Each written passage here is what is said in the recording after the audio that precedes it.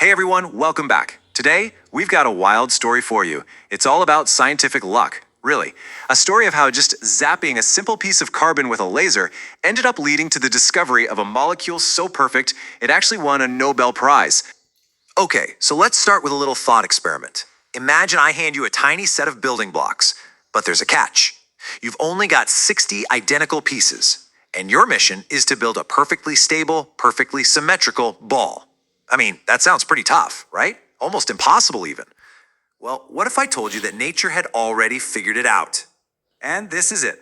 Meet C⁶. It's a molecule made of, you guessed it, exactly 60 carbon atoms. But most people know it by its awesome nickname, the buckyball. This little guy is the star of our show today. And believe me, its discovery absolutely changed the game for chemistry. So you gotta be asking, how in the world did we even find this thing? It wasn't like there was some grand plan to go looking for it. Nope. It all kicked off with a simple question, a really curious scientist, and a very, very clever machine. Let's get into its origin story. And this is the guy who started the whole thing, a British chemist named Harry Kroto. Now, he wasn't setting out to discover a whole new form of carbon. Not at all. His goal was actually way simpler. He just wanted to see what would happen, what kind of tiny carbon clusters would you get if you just blasted a piece of graphite and turned it into a gas. So to make that happen, he and his team built this special piece of equipment. You could almost call it a discovery machine.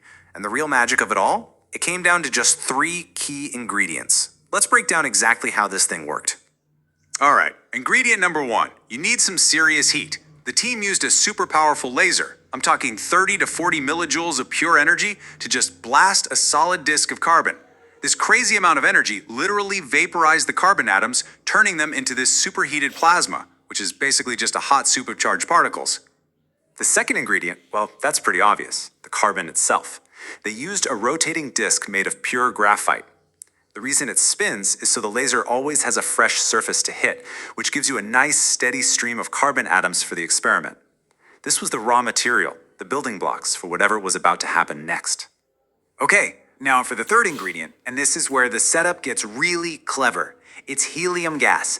Now, you might just think it's kind of floating around in there, not doing much. But no, helium was the absolute unsung hero of this entire experiment. It was doing 3 critical jobs at the exact same time.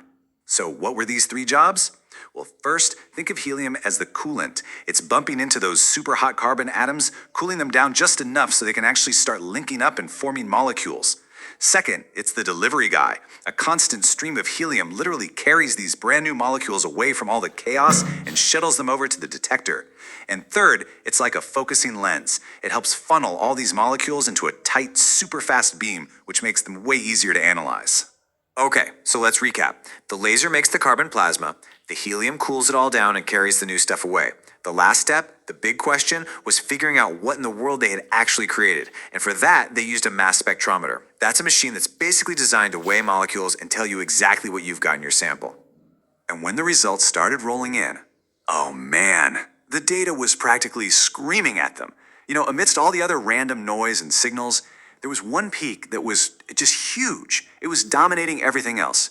And it pointed to a molecule made of exactly 60 carbon atoms.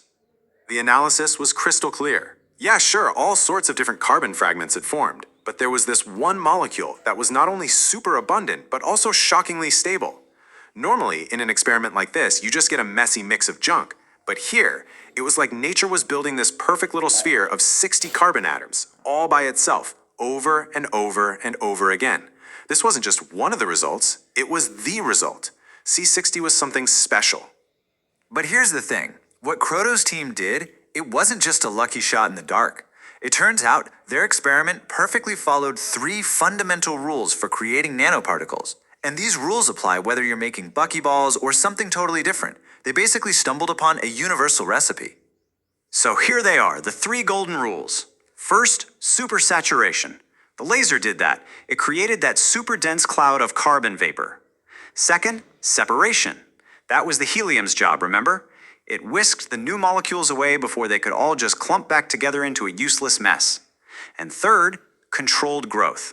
Again, that was the helium, cooling everything down at just the right speed to let that perfect little sphere take shape. Okay, so we found the new molecule. Big deal, right? So what? Why was this C⁶ molecule such a groundbreaking discovery? Well, the answer is all about its structure, that perfect sphere, and the totally unique properties that come along with it. And the design is just so elegant. The C⁶ molecule is shaped exactly like a classic soccer ball. You know the one. It's built from 20 hexagons and 12 pentagons. All those carbon atoms are perfectly stitched together to form this hollow, closed-off cage. And that soccer ball shape? That's not random. It's the key to everything. It's what gives the buckyball its two most important features.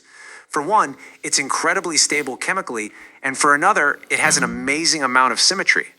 It really is a nearly perfect little sphere at the molecular level. This stability gives it a pretty unique chemical personality, if you will.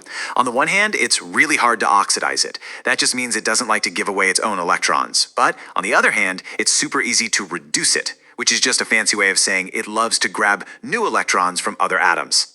Actually, C⁶ is such a great electron acceptor. It's so greedy for them that a single molecule can snag up to 6 extra electrons.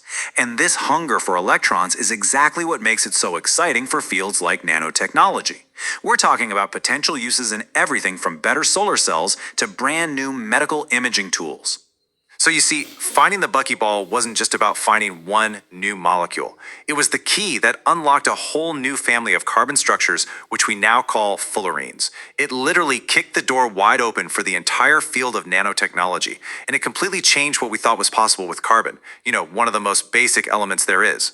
And all of this leaves us with a pretty mind-blowing question, right? The buckyball wasn't designed by anyone. It built itself perfectly, just because the conditions were right. It's proof that matter on its own can create these incredibly elegant, complex things. So it makes you wonder, if we can get really good at creating just the right conditions, what other incredible materials are out there just waiting for us to give them the chance to build themselves?